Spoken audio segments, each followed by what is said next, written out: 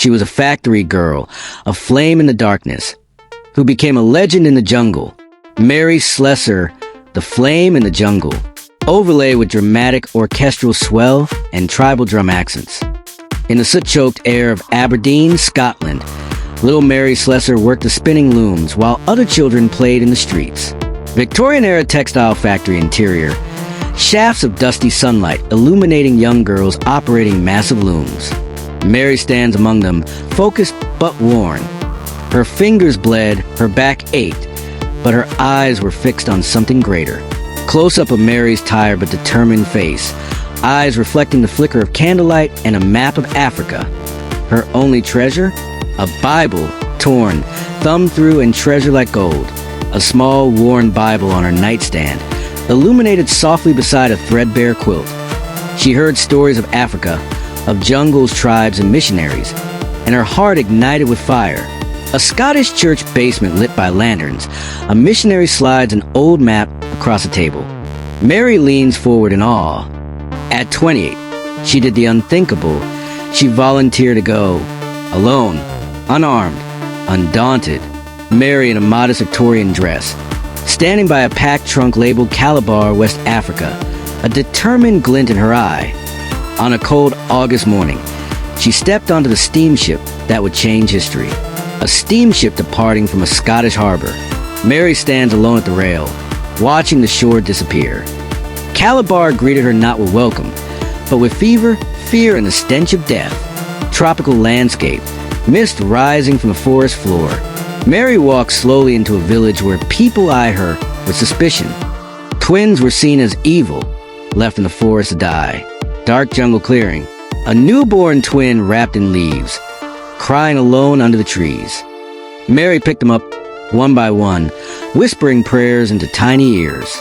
Mary kneeling in the jungle, cradling a baby to her chest, tears streaming down her dirt-streaked face. Soon, her home echoed with laughter, love, and the cries of the children no one wanted. A rustic mud hut, surrounded by greenery. Inside, Mary sits on the floor reading to a group of children, some tugging at her skirt affectionately. She refused to stay in the safe zones. She went deeper, where no other dared. Mary alone in a dugout canoe, paddling through a dense, foggy river flanked by jungle. She learned their language, their customs, their humor, and their pain. Mary sitting cross-legged with a tribal elder and several women, laughing and eating yam from a communal bowl.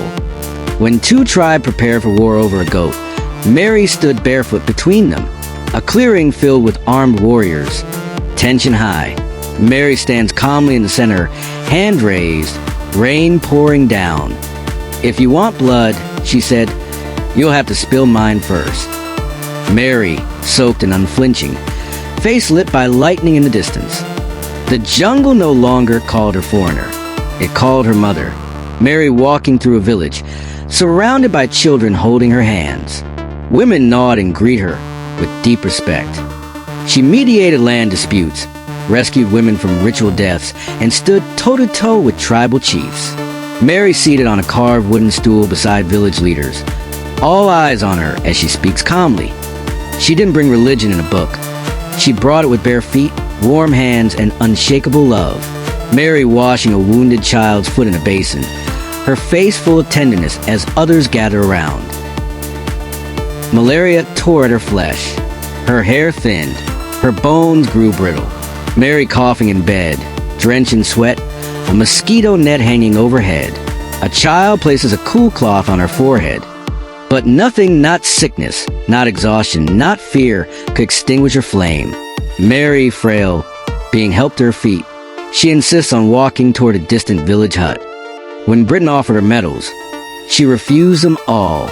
Mary reading a letter under a tree. She smiles gently, then tucks it away without reply. "I don't need honors," she said. "My reward is here." Mary surrounded by sleeping children under a moonlit sky, the warm glow of a lantern illuminating her peaceful face. In 1915, after nearly 40 years in the jungle, the flame flickered for the last time. Mary being carried on a woven mat by villagers, her hand resting on a child's head. The jungle mourned as one, Hundreds of villagers walking in silence to the forest, palm leaves in hand, drums beating slow and low. They buried her not as a stranger, but as one of their own, simple jungle grave. A wooden cross marked Ike Papu'owo, mother of all the people, surrounded by flowers and tears. Today, in Nigeria, her legacy lives in hospitals, schools, and hearts. Modern-day Nigerian children in school uniforms walking past the Mary Slessor Memorial Hospital. She crossed an ocean to rescue those the world forgot. Flashback montage of Mary in the jungle, holding a baby, laughing with children, writing letters by candlelight. She gave up everything, yet changed everything. Split frame. One side shows a poor girl in a Scottish mill. The other shows her standing tall in an African village. You can do without much when your heart is full of purpose. Mary Slessor didn't just tell the world about love. She proved it. What will you do with your fire? A glowing lantern placed by her grave. The camera slowly pans up to the star-filled African sky.